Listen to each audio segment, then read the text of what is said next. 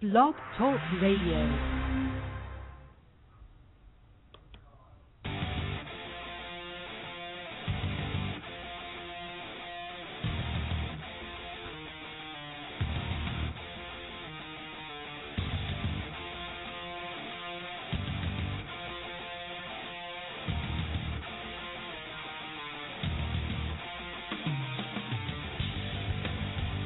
This is NBA Unplugged, brought to you by theprobasketballtalk.com. It's time to talk hoops with Jacob Noble and James Buckland. And we're back! Ladies and gentlemen. Ladies and gentlemen. Welcome. I'm sure there are lady listeners to this podcast. Welcome to another edition of NBA Unplugged. This is a podcast made possible by theprobasketballtalk.com. So if you like our podcast, make sure to go ahead and visit that website and see all the great things that are going on. We got a lot of good action there. Today, of course, is another fantastic edition. I'm James Buckland. To my left here is Jacob Noble. He is the creator of that said site. And we are here to bring you some fantastic NBA talk. Yeah, it's going to be a fun show. We're back to our guests. We got a good guest on tonight, Tommy Beer. And we're having beers for Tommy Beer right now. There you go. And he's I'm sure he gets that a lot. I'm sure he does, yeah. I don't think that was the most original thing I've ever said, but... and he is a fantasy guy, is he not? So he's a fantasy guru, but... Can he fix the piece of crap that is my fantasy team? We'll find out. It's embarrassing. I think I actually have a better record than you, but it's still pretty bad. I lost to the co-mitchener, who happens to be the guy running our league, Mitch McClure. He writes for us as well. I did some changing around my teams. I had to drop Eric Gordon. I believe I have him on that team. Nope, that's me who has him, and I dropped in the process. I dropped him to my other team. Yeah. I got rid of him. You got to cut that slack. But no, I'm feeling pretty good. But Tommy's going to join us. He's from Hoopsworld, of course, which is a fantastic organization over there. They've continued to grow and expand their team. The world is growing there. The world is growing, but going back to it, I don't like to just take people and bore them to death with stuff that they bore themselves to death with all day. So we're going to talk a little bit NBA news with him as well, pick his brain on what's going on in the league, and kind of get him out of his comfort zone as well. But you can follow him on Twitter. It's at Tommy Beer. It's no special spelling of beer. Mm-hmm. It's not the grizzly bear. It's the alcoholic beer. So right. Nice, easy Twitter. I like that. Tommy like the Rugrat and Beer like the drink. You've got it right there. At easy. Tommy Beer, and we'll have him a little later on in the program. And we will talk fantasy and real life with him because we don't want to lose our grip with reality. Oh, no, not at all. And, let's start with a couple topics that, we probably don't really want to hammer out with him. I mean, everyone's probably getting bored with it. But we'll handle a couple real-life situations that we have here. So we'll tell everybody that this is a really boring topic, and then we'll make them listen to it. Correct. That's what we do. That's what we do here.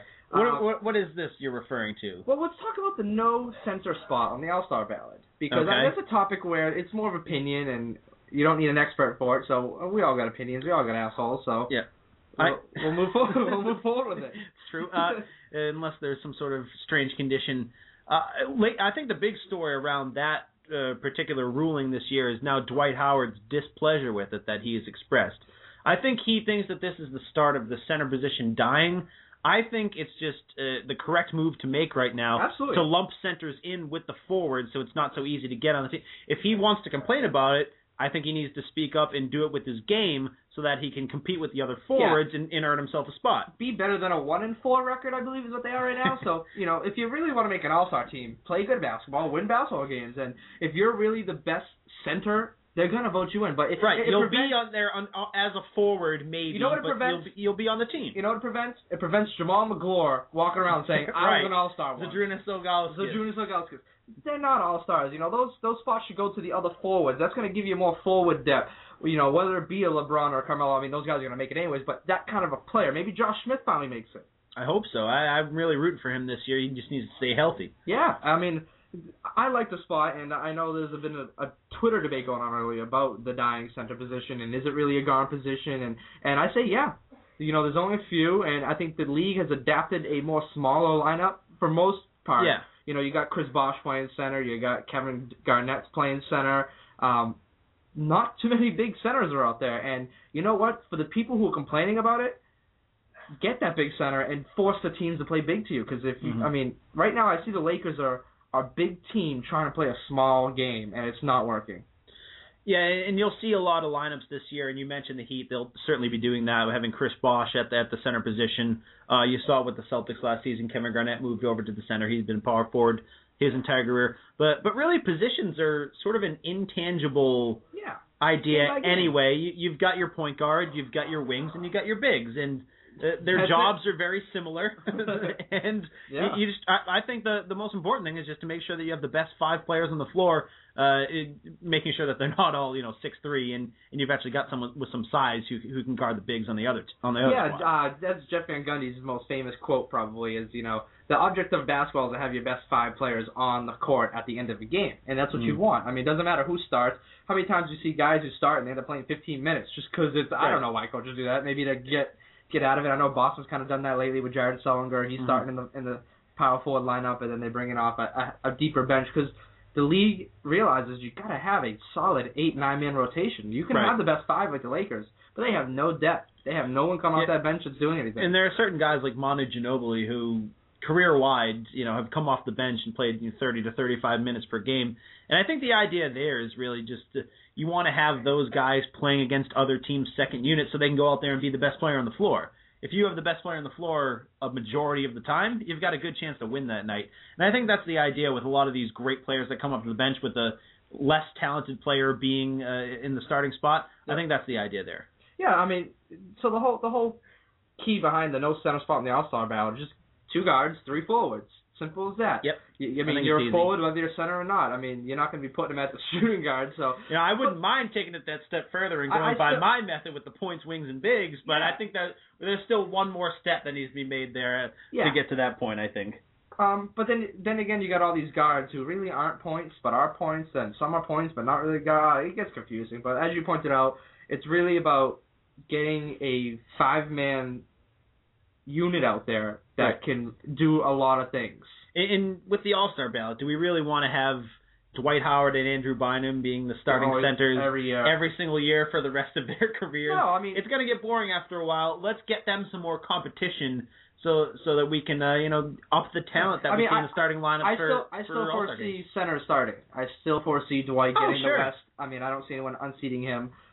Maybe in the East, I don't know what the Knicks fans are going to do, but maybe they vote Omari to be the starting center, or Chris Bosh might get the nod as something like that. And that's the idea. It's open. It's not already decided. I think that's the great thing about it. Correct. In the East, there's a number of guys that we've mentioned that could now snag that spot, and the forwards are deep, and a lot of them are power forwards, and that's what they are. It's instead of just having Dwight Howard and maybe another center, we'll be able to see maybe LaMarcus Aldridge grab a forward spot in the West or someone of that nature. Yeah, no, I agree 100%, and we won't have some snubs there, which is always a good. I like 100% agreement. Yeah, we don't want to argue all day, right? Some days we want to argue. Yeah, some days we'll find ourselves at odds, but today we're cruising along so far in this Thursday edition of NBA. Should we hop over to the team in Texas that was blowing everybody's Twitter feeds up in the first few games, who kind of settled down, that Houston Rockets squad with a lot of young players. They got Jeremy Lin and James Harden out there just, making waves, and they kind of come back down to earth the last couple of games. I'm going to ask you this question. Do you think it's more so teams figuring them out, or do you think that they're just kind of off their sugar high of, the excitement that came about in Houston? I think it's just your basic NBA. You win games based on the amount of talent that you have. And they were fantastic in the first 2 games, and they do have some talented players, but you're obviously not going to win 82 games based on energy. Sometimes you just don't have that amount of talent. And I mean, we'll look at the team. You got Lin and Harden and Asik. I think that's a pretty solid core. I really like what they're doing there as far as building that team, but I don't think this is a team that's going to win 50-55 games, and these losses are probably casualties as part of that idea. Yeah, it's just kind of I think it's more so that they're still trying to figure each other out. They really haven't had many practices, and people forget, like, when you have practices, coaches have plays. You practice those plays, and you try to put them in the game. Mm-hmm. Sometimes it works, sometimes it doesn't. It's like every other sport. So I think the first few games, they were kind of just playing a kind of a pickup ball. They were kind of just like, all right, let's ISO Harden a little bit. Let Lin run some offensive plays. And it's kind of like when you make a trade, usually that first game that guy shows up, the team plays really well, and that guy plays really well. You see it with just about everybody. And say a big move gets made, like a coach gets fired, all of a sudden there's a rise of enthusiasm. Things are changing. Let's go out there and ball. Usually see that team perform well during that time. I think there was a lot of energy there with those 2 huge Harden games right off the bat. Now, like you said, they're probably coming back to earth a little bit. I do see them as, possible 7 seed, 8 seed. I think they got enough talent to do that, but they're definitely not going to be one of the top echelon guys. Yeah, if you've been listening to our show for the many years that we've been doing this, it's shocking to say that, but we've been very high on Houston our whole lives, basically. We've been calling for 60-win season. Okay, we don't have to revisit that again. Revisit it again. However, before the Harden trade, I was hesitant to wipe them off as being a lottery team. I really was. I had a little faith, even without James Harden, that they could possibly make that 8th seed, just because I like the philosophy that Daryl Morey has. He gets players like, Asic's been tearing it up. He might lead the league in rebounds this season. Who knows? He goes up there, knows his role. 14 a game right now. Yeah. I think that's good enough for third. Yeah, they got guys who know their roles, and they seem to all buy in down there. And I don't know if you saw Chandler Parsons' tweet the other day about a billboard that's down there. Yeah. They called it the beauty and the beard, and it's right. Chandler's gorgeous mug next to the beard. And it must be a great compliment from Mr. Parsons. Yeah, I'm sure he's enjoying it up, living it up. But I like that young team that they're going to play hard every night, and there's just going to be some nights where the shots don't fall. Yeah. And I think that's kind of a situation. And I think that pickup style you talked about is something they may want to revisit. And they were probably hard to figure out in the first couple games when doing that, because you can't really predict what a team's going to do if they're just going out there and winging it. You can't really look at the tape and figure anything out there. Yeah. So obviously a team wouldn't have that sort of information the first couple games. That probably helped them there. But yeah, that run and gun, up and down style, I think they've got the personnel to really do that. Oh, absolutely. Lynn is obviously able to run that fast break really well, and Harden could do it himself. Yep. And obviously is great on the wing. So they're a team I would like to see go up and down. Yeah, sure. And Delfino obviously always bombing away, and he's a sharpshooter out there. So they've definitely got the talent to be an up and down team. I picked them up. Young legs, dunkers and blockers. I think Asic is actually the oldest on the team, and he's 27. That would be pretty remarkable. I don't know. We'd have to look up. To see We're not going to look at who's sitting on the bench and getting into the game, but yeah. They got a young team, but let's move gears a little bit to a team up north who's probably not going to get much publicity this year. However, they did have a big man record a triple-double last night, and that's our boy, Greg Monroe from the Detroit Pistons. I caught a little bit of the game before I went to bed. I got the alert that he was a few assists away early in the fourth with getting it. Woke up happy to see that he got it. So that's good news for Greg, and you got to like what they have going up there, and Stuckey's kind of went away. And I know we're here to talk about how great Greg Monroe's going to be, but Stuckey's kind of disappeared. His first 4 games in their first 4 losses, he was 1 for 28 or 1 for 22, something like that. Cut him, get rid of him. Well, he then bounced back and had an okay game, maybe 5 for 13 or something like that. But he's obviously experiencing some problems, and so is that team. They haven't won a game yet, obviously.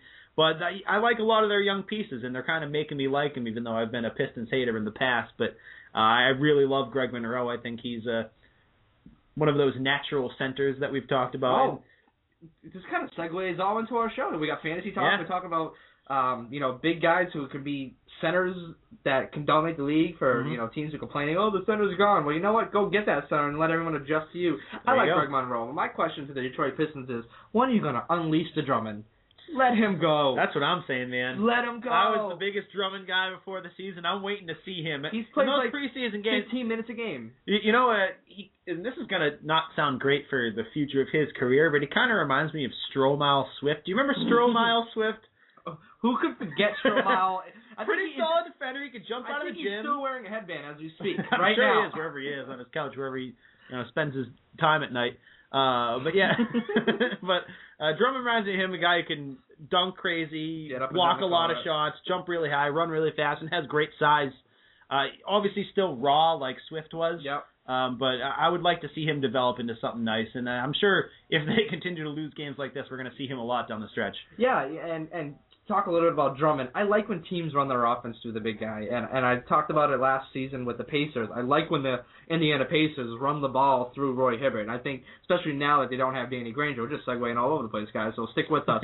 I like when they run the offense through Roy Hibbert because it creates a spacing. You dump the ball in. I mean, he's 7'3". He can catch up high. Monroe's a 7-footer, 6'10", 11, or whatever his height may actually be. We never really know, but you drop the ball in, that creates a spacing for the guards to spread the floor. Mm-hmm. And if you have a center or power forward who can make those kind of decisions, like Duncan is notorious for doing it.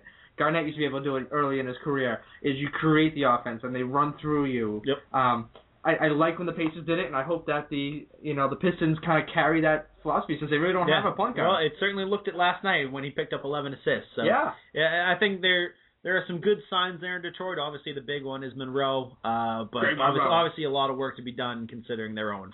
Oh, yeah. I mean, I think we predicted them to be in the crap bracket. Right, they were in the crap bracket, and I tried picking them in our Friday picks that time. You did. You're a gambler with the picks. I sure am. You're like, I kind of want. I think you pick based on who you want. It's a little bit of that. I think I don't want to just pick all the basic picks. Yeah. I have a strategy where if I go, off cuff on one of them and I hit it and you two don't, that puts me at advantage for the rest of the game. Okay, I see. So you're playing catch up over the years of doing. Right, I'm way behind. I have to take those risks. Those risks might end you into a deeper hole. It's like a gambler. Yeah, it really will. No, it's gonna keep getting worse. Like my fantasy team. Maybe Tommy Beer can help me out tonight. Hopefully, but for those who don't, 4 Hornets on it out of the 10 players. 40% New Orleans Hornets. I think that's a problem. So just so people know, and we'll kind of give you a little highlight of what we have for a league. But I want to, before we jump into our fantasy league that our buddy Mitch has put together for us, our Friday picks are basically that's what they are. Every Friday, James. Ben Kinney, that what's his nickname? The Terror from the Public School. The Terror from the Public School era. Yeah. He's my co-host on the Bozos of Basketball Wednesdays. He and James and I, we predict every Friday slate games. At least we try to, and we remember, and we put them up on the site to show you how smart or dumb we are, and we go from there. But so our fantasy league is interesting, and I'm advocating for next year we get 30 teams. We have 20 teams right now. Yeah. And we have 4 divisions. Right. And we have about 9 players on the roster. 6 play every night. 10. 6 starters, 4 bench players. 4 bench players, but you can only play a full 5 and a utility guy. So right. you play 6. You have Correct. A starting. The center position does exist in the fantasy league. It does league. exist, yes. So it's key to get those guys that have the power forward / centers. You need which those is guys. everyone now. Yeah, basically everyone except for Bynum. I think Bynum and Dwight, the only ones that have the strictly C's. Yeah. So it's an interesting league. However, if you got one guy who gets hurt, or 6, like I had. Or 6.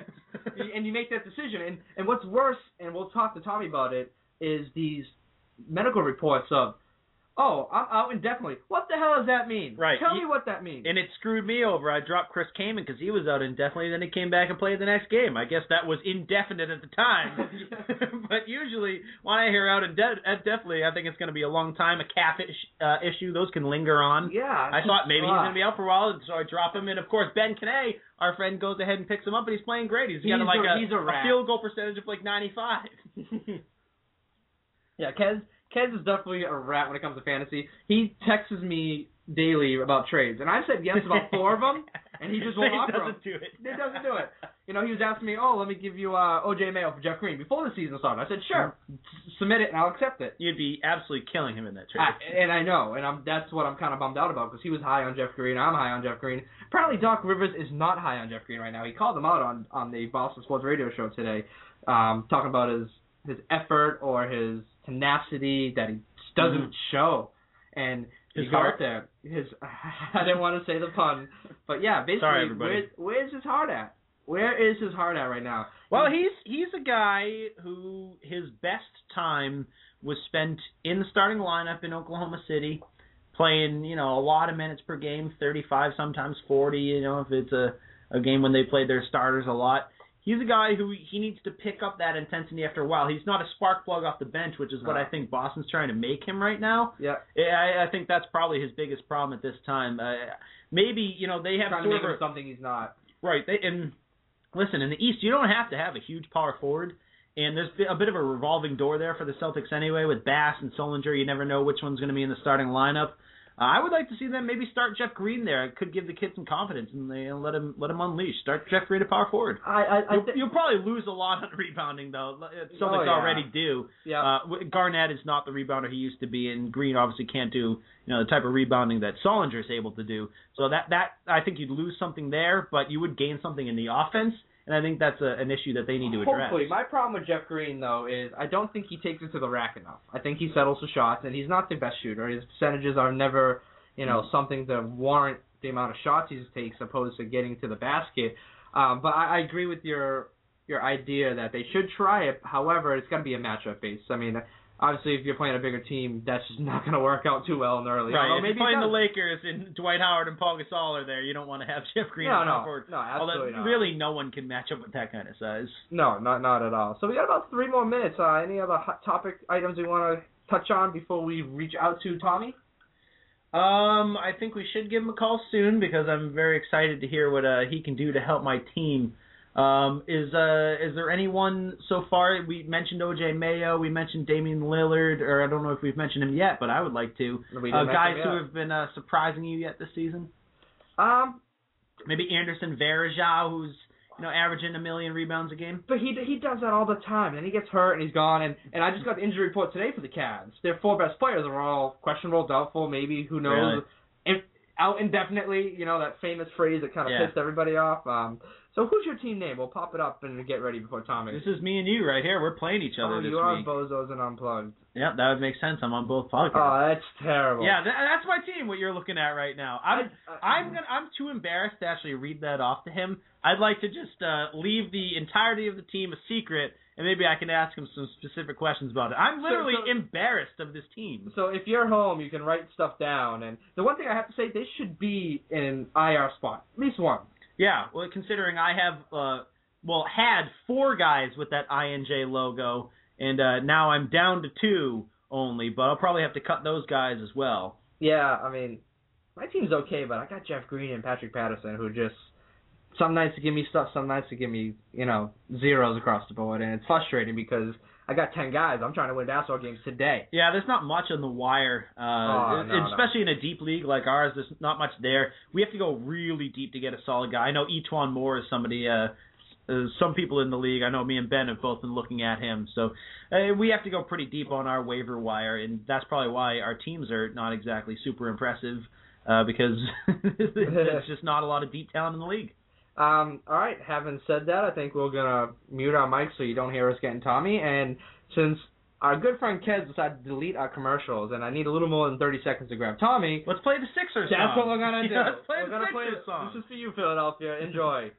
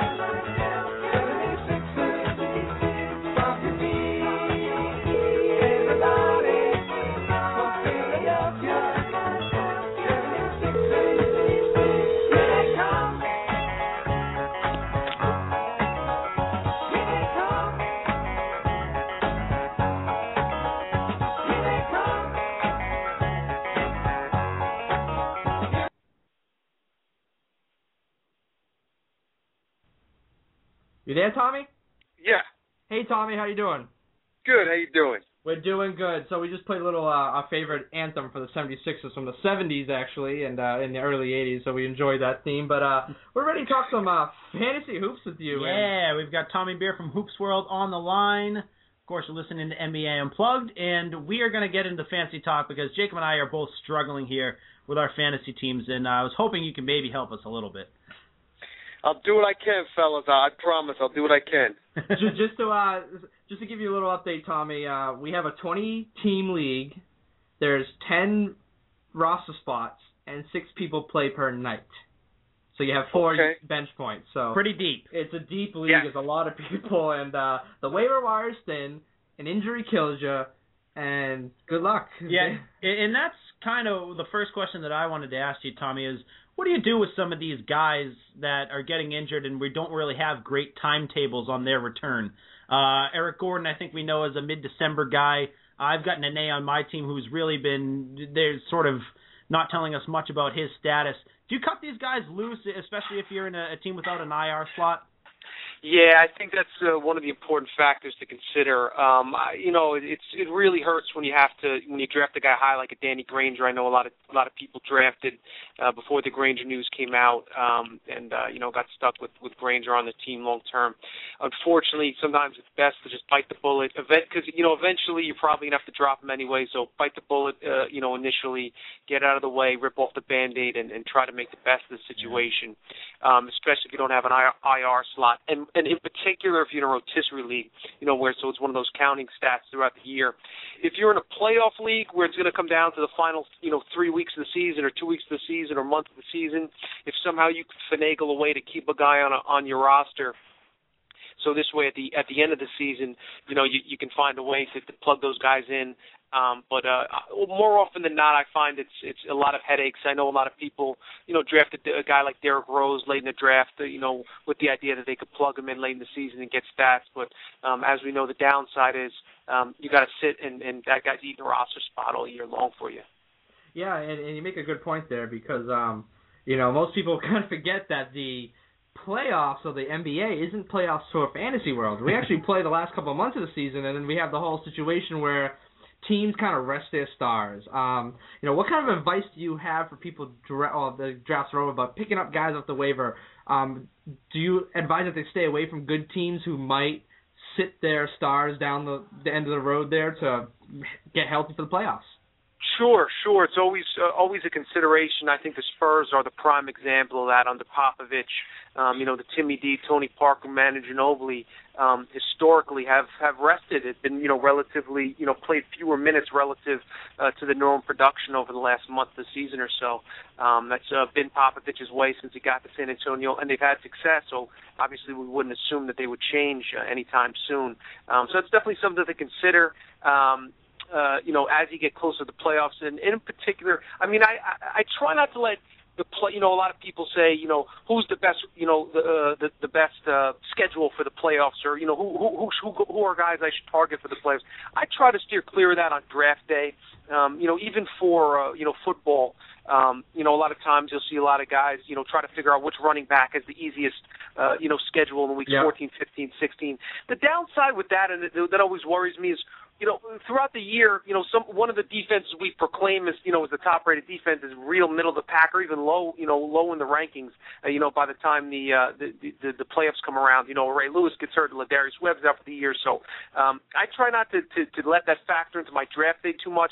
But as we get closer to the trade deadline and making trades throughout the season, as you get closer to playoffs and your team's in playoff contention, that's when it makes a little more sense to take a close look at that. Yeah, especially if you draft for the last few weeks and you're not just getting the best players, you might not make the playoffs, and that's probably the downside to that. Exactly. Get in the playoffs and worry about that once you get there, Right. And now, for people who do have these injured guys and are in the need to cut them loose, who are some of the top guys on the waiver wire right now that you've seen in a low percentage of leagues that some people can add to their teams? I snagged a Niko Vucevic for myself, who had a couple great games and then sort of tailed off a bit. Who are some of the other guys you can go out there and grab right off the wire?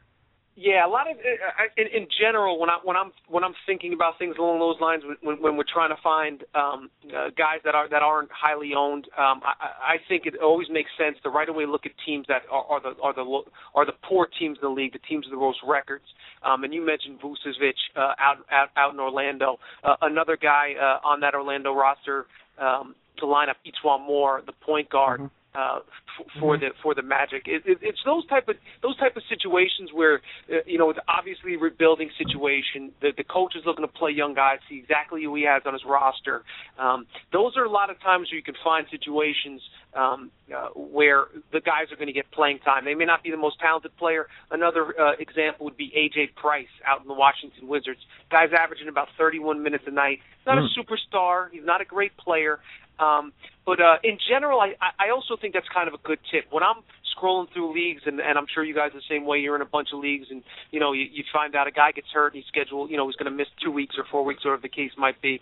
Whenever I'm, especially in deeper leagues, with a lot of, heavy competition, one of the first categories I look, when you search free agents is minutes per game. Yep. Because you can't have as talented as a player is, if he only plays 14 minutes a night, 16 minutes a night, there's just limited opportunity for him to contribute. Whereas a guy like A.J. Price might be floating on your waiver wire playing over 30 minutes a night. There's a better chance he's going to get 9 points and 6 assists, 2 steals, or something along those lines. So I think that's something good to look at. Why do you got to get rid of my tips here, Tommy? I mean, you're telling everyone the secrets here that I use. That's exactly how I dumped a couple injuries and picked up guys just based on their minutes. So I said, you know what? Yep. I mean, they're playing the most amount of time. Which is exactly that, coupled with the bad team theory, is probably how I ended up with 4 New Orleans Hornets on my team in on a 10-player roster. 40% of my team is Hornets. There you go. Exactly. That makes sense. So I want to stick to that point because that was actually my next question for Tommy is, people come up to us and ask us advice as well. We're not the best fantasy guys. We win some years, lose some years, like most people. But I try to tell people, stay away from the super teams. Like, the Lakers, I'm not trying to go out there and pick up Paul Gasol because I honestly think his numbers are going to take a little bit of a dip just because of, Dwight Howard's down there now, so you're going to see less rebounds. Do you think it's a good theory to kind of stay away from the superpower teams because they do have to share the ball more than, teams that like the Bobcats where you can grab somebody who's playing 30 minutes like, a B.J. Mullins? Sure. Yeah. Mullins is a great example of the guys we were talking about last team, a struggling team.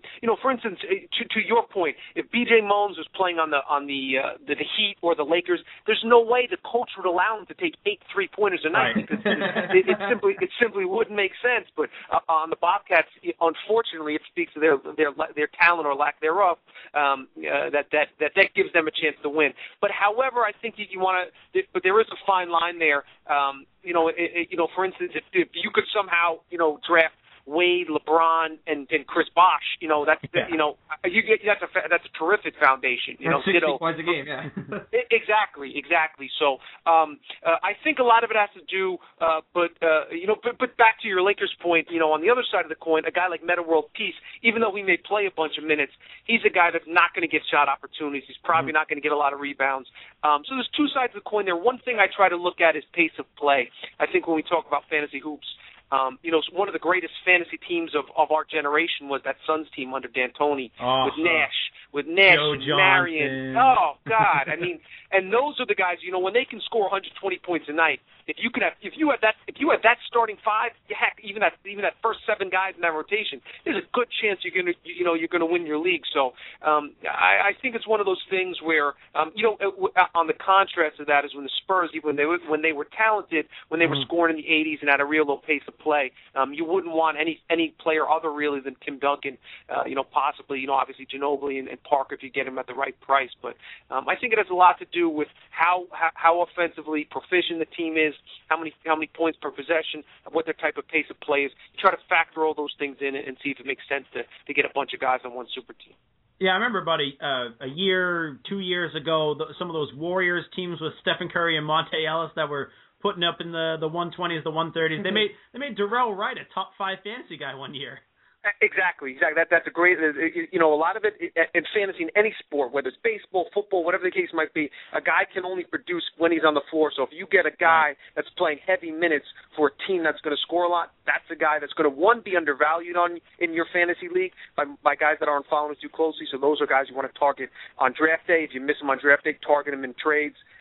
Use tools like, basketballmonster.com to figure out exactly the value, whether you're in an 8-category or 9-category league. And those are the guys I like to target in trades, especially in leagues that aren't quote-unquote expert leagues where everybody has these tools. If you're in a, traditional standard league with your buddies from work, your buddies from school, those are the guys that tend to be undervalued, and those are the guys you want to target.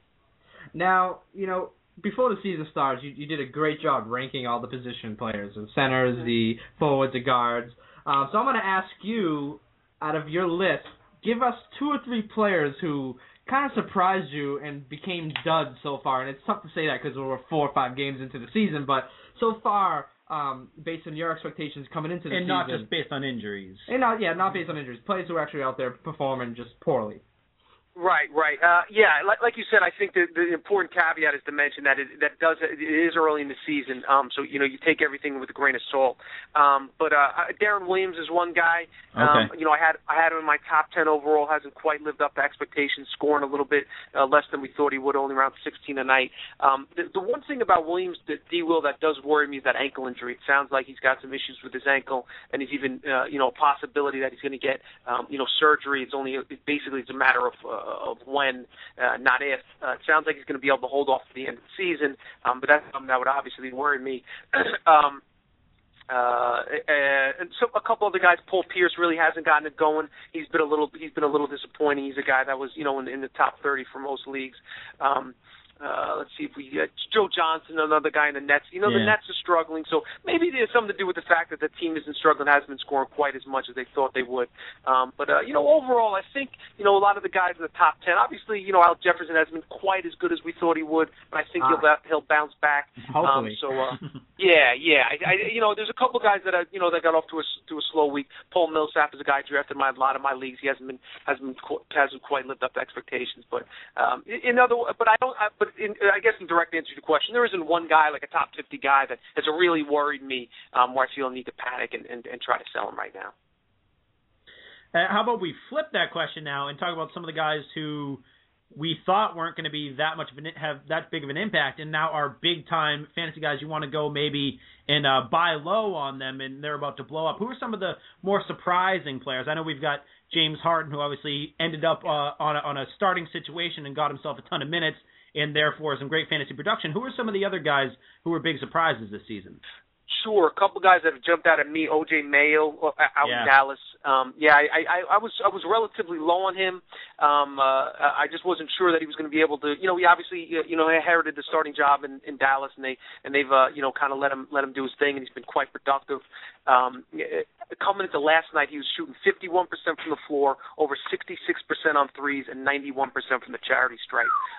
So those are phenomenal numbers, as far as efficiency goes. I think he's going to come back down to earth a little bit, but that certainly has impressed me. Dion Waiters out in Cleveland kind of speaks. He's kind of an example of a guy we talked about earlier. Bad team, good situation. He's going to get a lot of minutes playing alongside a phenomenal point guard in Kyrie Irving. So I think he hit 6 threes the other night. It's definitely some upside there. Damian Lillard out in Portland. He's he was kind of projected as a 5th round, 6th round, 4th round pick. He's performing like a top 25 overall player. Unfortunately, the guy who drafted him probably is already willing to propose to him and loves him. You're probably gonna have to pay high for him. Mo Williams out in Utah. That's a guy who they just don't have another quality point guard on that roster. He was a guy I was high on coming into drafts. And has proven to be a great fantasy commodity. 20 points, 6 assists a night. So he's a guy that you still might be able to get for relatively cheap. I keep an eye on him. And one guy actually, because I did an article for USA Today just a couple days ago. One of the other guys I mentioned on the list was J.R. Smith. I don't know if he's going to be able to keep it up, minutes might be an issue depending on how well Ronnie Brewer's playing on a given night, if Jason Kidd's playing well. And then once Iman Shumpert comes back, it complicates it even more. But over the next couple of months, he's a guy that's going to get a lot of shots. And what surprised me is that his all-around game has been impressive. Through 3 games, he's averaging 16 points, 6 rebounds, and 4 assists. There's actually only 4 other players in the league right now that are averaging those numbers across the board. Durant, LeBron, Marc Gasol, and James Harden are putting up those levels across the board. So J.R. Smith's another guy you can probably get relatively cheap and has some nice upside. Now, before we segue into real-life situations and talk about what's going on in the league, you mentioned something about O.J. Mayo, and you were rattling off his percentages, and I don't think a lot of, first-year, second-year fantasy basketball players understand is, that's 3 categories in percentages, and it's just as important in most leagues to have an efficient, shooter or an efficient player instead of someone who puts up, 20 points and 21 shots. 100%, I think is an incredibly valuable tool for beginning fantasy players to understand. I tell people when they ask me on Twitter or email, whatever, if you play in an 8 and 9 category league, do not draft Dwight Howard. Do not draft Blake Griffin.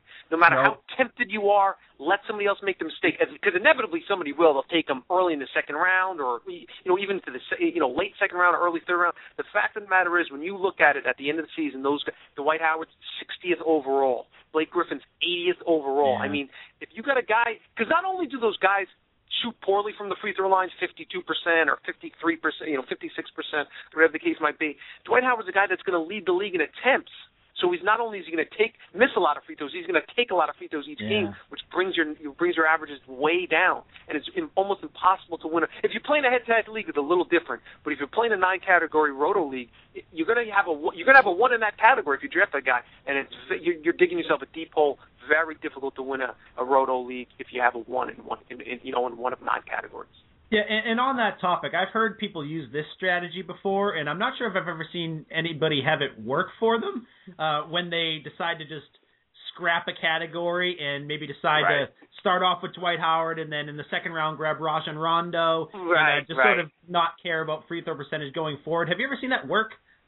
I've seen it. I've definitely seen it done, and guys go into draft without the theory. The problem with that is it kind of throws your draft. You kind of have to throw cheat sheets out the window, and what happens if you tell yourself, okay, I'm going to draft Dwight Howard, Rondo, and Blake Griffin in my first 3 picks, but then somebody picks Rondo right before you. Then what do you do? And do you take somebody who you have 50th on your overall on your list? You take him 20th because he's a poor free throw shooter, and it just, I would never do it personally. I've seen it done. I've never seen it actually win a league. So I'd steer clear. It's too complicated. I agree. So we're going to move on to the real life stuff because you do great fantasy stuff, but I want people to see the other side of you, that you actually can break down the NBA very well, and that's why you're working for a reputable site, and we want your opinions. And I know you're a New York guy, so I'm going to lead off with this, and I think it's everyone's question out there is, the Knicks with Carmelo and Amare, do you see them being better with one of the stars, or do you see them better being with both of them out there on the court? Because the sample size that we have with them together is not it's that like good. a Rudy Gay, Zach Randolph situation. Yeah, same situation. It's a valid point, yes. That's a good comparison. I think there is, the fact of the matter is, I think there can be a successful cohesion. They somehow can develop that chemistry there. I think it's going to end up with Amari embracing a 6-man role. I think that's the way it can be successful. Whoa. If he comes off the bench, I understand it's hard for him to swallow. I understand it's tough for the Knicks. They're paying a guy. They still owe him $60 million over the next 3 seasons. But I think that's the way they can best utilize both players' skill sets. With Carmelo at the 4, it's been proven that he's just that much more effective at the power forward spot, gets the ball in places that he's comfortable. When him and Amari have to share the floor, they end up, they tend to it's just not an efficient offense because there's 2 superstars trying to get the ball in the same location. It just doesn't work as well. If Amari is willing to come off the bench, if he embraces that role as a team leader and says this is what's best for the team, I think it will be best for the Knicks, but also Amari. He'll be kind of the offensive, the offensive focal point of the second unit. You can have guys like Steve Novak on the opposite corner, have Jason Kidd feeding the post, and that's something that Amari might find some success in. Running the pick and roll with Prigioni as the second unit's point guard. There could be some there could be some, I think there can be a case made that if and when, and I think that's why this injury, if you want to look at it as a blessing in disguise, when he comes back, Woodson says, listen, we know he's good enough to be a starter, but we want to limit his minutes, so we're only going to pay him 26 minutes a night. We'll bring him off the bench, and this is kind of soothe egos. And if the Knicks continue success, I think it's kind of going to be forced upon Amari. So hopefully embraces it and makes it a smooth transition. Yeah, I think it's a pretty good basketball idea. I think the big question there with that would be, is Amari going to be able to take that with his ego on his psyche, be able to sort of embrace that role? If he's really angry with it, you might want to hide your fire extinguishers because it could end up in an angry situation for him. Yes, but to his credit, I think Amari is since he's arrived in New York, since he's been here. I can't testify to how he was in Phoenix, but covering the team on a basically daily basis, he's been relatively, he's been great as far as saying all the right things, doing all the right things. Obviously, unfortunately, just can't shake that injury bug. But as far as from a team perspective, doing the right things, saying the right things, he's done that. So this could be the greatest challenge of his career from that perspective. It'll be very interesting to see how it unfolds. One last question on this Knicks situation here. We were talking earlier about a Jeff Van Gundy quote where he says the object of a coach is to have your best 5 players on the court to end the game. Now, if he takes a six-man role and he kind of is the focal point for the second unit when Melo takes his rest, how do you see this translating into the fourth quarter when you ideally want to have your 5 best players to close out a game? Absolutely, and that's a great question. That's where Woodson's going to make his money. He's getting about $5 million a year, and that's where he's going to have to earn his money. He's going to have to manage suits amigos and try to figure out a way that way. ISO Melo. Yeah, exactly. Well, he's done a good job. To his credit, if you look at the offensive percentages, there's a lot less ISO Melo when Melo's at the 4, because he tends to when he has the ball out on the wing and he's guarded by a power forward, he tends to settle less for jump shots and kind of that 3 dribble then pull up. He tends to attack the basket more often, and that's to both his and the Knicks' benefit. So that's kind of one of the unique advantages of Melo at the power forward spot. Well, they are the last undefeated team that can essentially go 82-0 this season. So who are we to talk? Exactly. One quick thing though, just as far as it's obviously early in the season, but the Knicks are 3-0. The teams that they beat, the Heat and the Sixers, are undefeated against the rest of the league. They're 6-0, so that kind of gives more credence to the fact that the Knicks are playing well. But obviously still early, so it'll be interesting to see how it plays out. Yeah, and let's stick in the Atlantic Division here, why not, and take a look at the Boston Celtics, who have struggled in their own right. The only team that they've beat so far, I believe, is the Washington Wizards, and they've done it twice, and not in convincing fashion at all. Right. What's going on there? Is it just the fusing in of a lot of new players and personalities, or are these guys starting to maybe break down a little bit when you look at Kevin Garnett and Paul Pierce?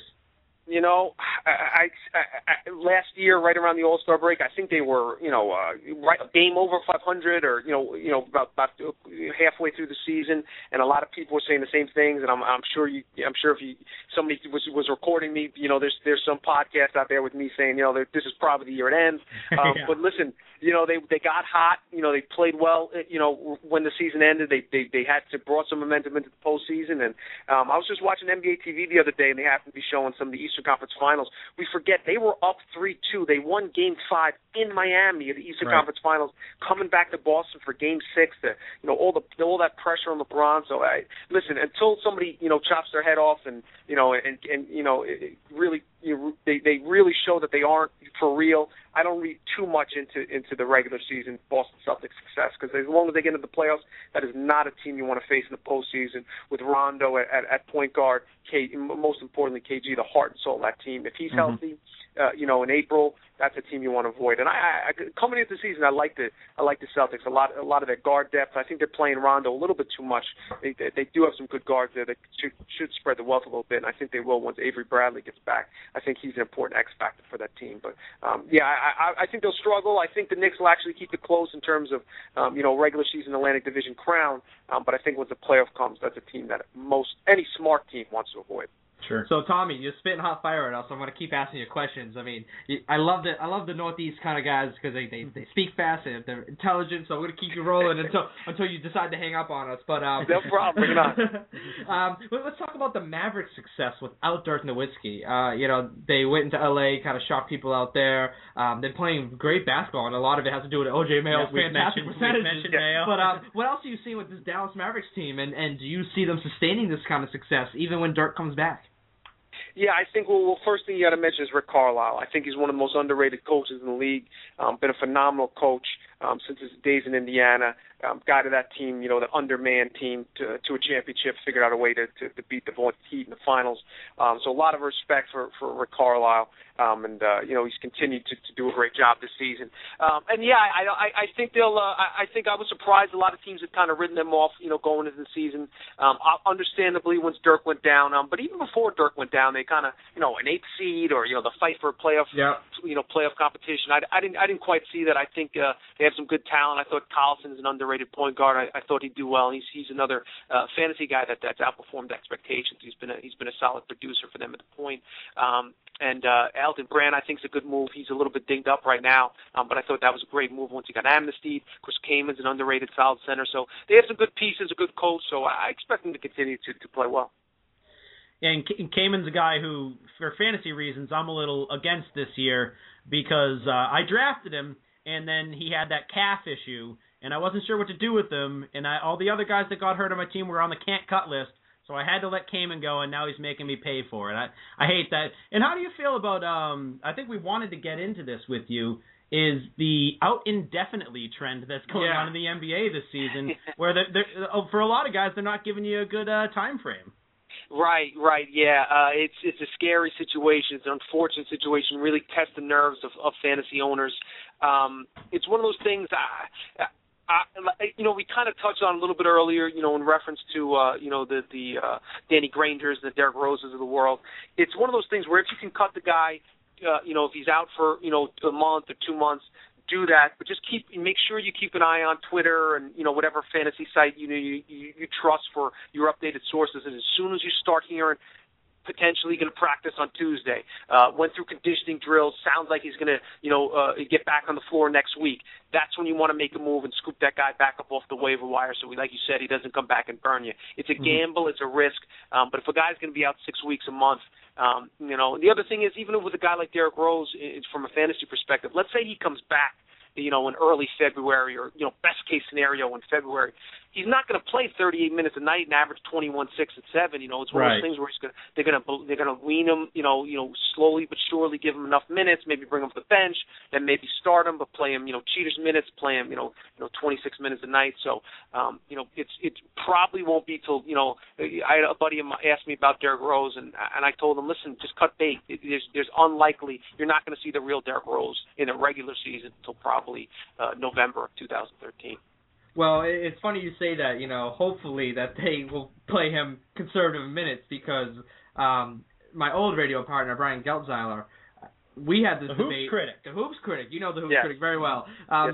We had the debate that Tom Thibodeau is to blame for the Derrick Rose injury, or the front offices or the training staff is. So kind of bringing him back kind of early and kind of forcing him to, come a little sooner than he was ready to play, and that kind of re-aggravated the injuries that he had and ultimately led to his season-ending injury. Yeah, it's definitely a dicey situation. A lot of people were shocked that they took kind of rushed him back in the playoffs. He says he was healthy. The doctors say they cleared him as much as any human being could be cleared. But it's a results-oriented business. If he'd stayed healthy, nobody would have said boo about it. But when you have such a severe, significant knee injury, that's obviously going to get brought up, and they're going to catch a lot of heat for it.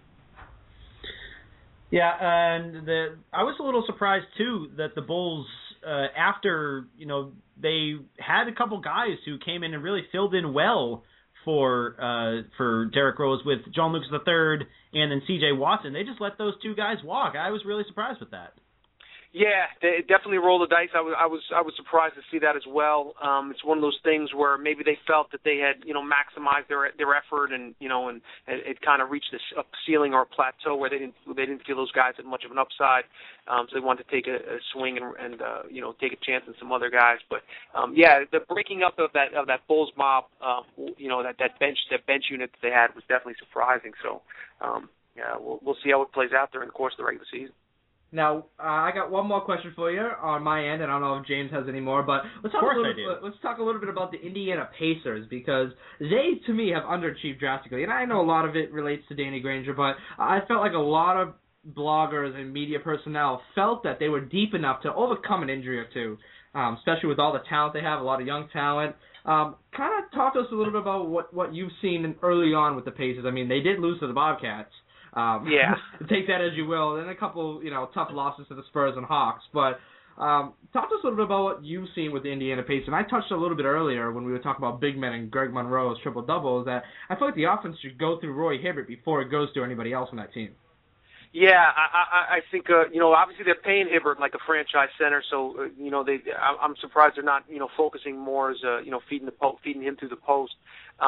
With Granger out, obviously they could sustain some injuries, and Granger wasn't quite as good as a couple years ago, 2009. He was an elite level scorer. The last couple of seasons, he's kind of regressed a little bit. He's not quite the player that he was a couple of years ago. But nonetheless, that injury is a devastating injury because he gave them some toughness too. It wasn't just the points he put up on the board. He had a little bit of swagger with his game. He wasn't afraid to confront Paul Pierce or LeBron, whoever was matched up against them. So I think they missed that, and I think they're going to be they're going to go as far as Paul George can take them, and he hasn't been overly impressive. He's one guy that especially fantasy leaguers were thought could be a top 30 overall, a top 20, top 25 overall talent. Hasn't quite lived up to the hype. Through 5 games this season, Indiana stuck there at a 2-3 record. So yeah, they had success last season. I think a lot of it had to do with the fact that they didn't really have to deal with any injuries, and right off the bat they have to deal with a significant injury. 3 months without Danny Granger. So I think they could actually fall out of the playoffs. I think they'll be right around that 7th, 8th seed. But I don't really expect much from Indiana this season.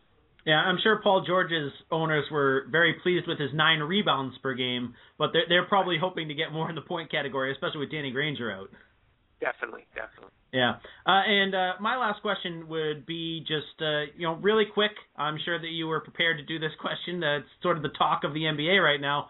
What do the Lakers do to turn around? Do they just keep playing because they've got all the talent in the world? Or what's the story? Yeah, I think it's at a certain point. Obviously Kobe, after the first couple of losses, said told the fans to shut up and everything will be fine. He'll do that. But, Kobe has no problem speaking his mind. But I think I think the problem there is going to be Mike Brown. There's that clip floating around the internet. I don't know if you guys saw it, where Kobe just staring daggers at Mike Brown on the bench last night. I think it is going to be an issue there, especially if they continue to lose. If they win, success breeds happiness, and everything will be hum-dum happy. But if they continue to lose, I think Mike Brown's his seat's going to get ridiculously hot. There's already been talk about Jerry Sloan might come in, and some other coaches that they might try to scoop up that are currently without a job that could kind of turn the ship around out there. I think once Steve Nash gets back, I think he's the maestro. He's the quarterback of that offense. I know he didn't play terrifically the first couple games before he got injured, but I do think once he comes back, he'll kind of settle things down, get everybody where they need to go, get everybody focused, and I think they'll be fine. I thought the talk about them, challenging 72 wins and was all nonsense to begin with. I think the Thunder are the best team in the Western Conference, and I think they're the team to beat still, even without James Harden. But that being said, I think the Lakers are a good, solid, 2, 3, 4 seed, and I think at the end of the season, when we look back in April, that's kind of what they'll settle in at. Yeah, I mean, they definitely got the talent there, but they have a lot of questions and a lot of things they need to work out there. And I will say this, that I felt like Mike Brown kind of overachieved with the early LeBron teams, but then as he got older, and the reason why he left, you sat there and looked at that team and said, well, maybe it is a coach, and we're Boston guys, so we were always at those Cavs-Boston series, and I just always saw a coach getting out-coached. And granted, he had a young superstar who didn't really know how to win at that point. But I'll keep you on for this one point with the Lakers is looking at Nash the first couple of games. To me, he seemed like he didn't want to step on anybody's toes, and he didn't really want to take charge. And I think that Kobe needs to give up that leadership role and let Nash run an offense where you have all those weapons. At least have the ball in his hands for a majority of the time. Absolutely, and and that's going to be something on them. And I mean, they're learning a new offense. They got new players, and it's just a lot of newness coming around. And when that happens, obviously teams take a little while to get used to it. Mm-hmm. Yeah, maybe the early season failure, the lack of success the Lakers have had early on might, kind of encourage Kobe to do just exactly what you're saying, to say, okay, Nash, you come and run the ship. We have not had success without you, so maybe I'll be more willing to kind of let you kind of run the show a little bit more. For Laker fans, you hope so. But Tommy, we'll let you go. We'll let you go have dinner with the fams and enjoy the rest of the night and watch some good hoops. Appreciate it, fellas. You be good, all right? All right, we will. Thanks so much for Tommy. joining us, Tommy. Later. Be good, guys. Thank you. Everybody, that's Tommy Beer from Hoopsworld.com, and I kind of want to touch up a little bit on the Lakers team, because the more you look at this, Kobe's a guy who needs the ball in his hand. Mm-hmm. He's not a half-court, let a point guard run my show. He's never had that point guard. The one year they did have that point guard, if you remember, they lost to the finals. The Pistons. Gary Payton, is that who you're referring to? Payton and Malone, though, were at the end of their career. That was Nash not at the end of his career? Well, no, and this is the point that I'm making, is that it's going to be difficult for Kobe to adapt to this now. I'll be very interested to see how that works out. And that is sort of what we were talking about before the season even started. This could be the problem with the team. Turns out it's a whole more other group of problems on top of that one. But that, I think, will be probably a large storyline once Nash comes back. Yeah, I mean, I think we touched on everything in the league today. We bounced every coast, north, south, east, west. I mean, we might even talk about some Chinese teams. Usually I don't toot my own horn, but this was a terrific podcast. No, I can tell right away. It was. I mean, this is going to be a big hit. If you're listening to this, you're listening to something special. Something special. Now, I think we need to hit our northwest demographic and just say Thomas Robinson was suspended 2 games for his vicious elbow. Breaking news. Breaking news to Jonas Jaberko. He's right in the throat. Yep. A dirty play, which is we had a little humor of it on the website, but if I were to talk in wrestling terms, that was a heel move that he pulled. Ooh, a heel move. We don't really have anything planned for the Gary Slate next week, but we'll find something. Of course we will. I'm sure we'll have a guest. We'll be able to talk to them about probably more real-life situations. This was a great fantasy more than special 5 games that we did. And I'm glad we had an expert on, yeah. And we'll certainly be back next week with a whole new bevy of topics, and I'm sure a lot will happen between now and then. Now and then is what I said. That was correct? Now and laters? Or now and then? Sorry. Now and theners? I wanted to say a more sophisticated word than then, but then it just came out. My bad. Then it just came out. Pun intended. Hey-oh! Yeah, so that'll do it us for here. I'm Jacob Noble. I'm James Buckland. And we'll see you later. That was NBA Unplugged. ProBasketball.com. You just listened to NBA Unplugged.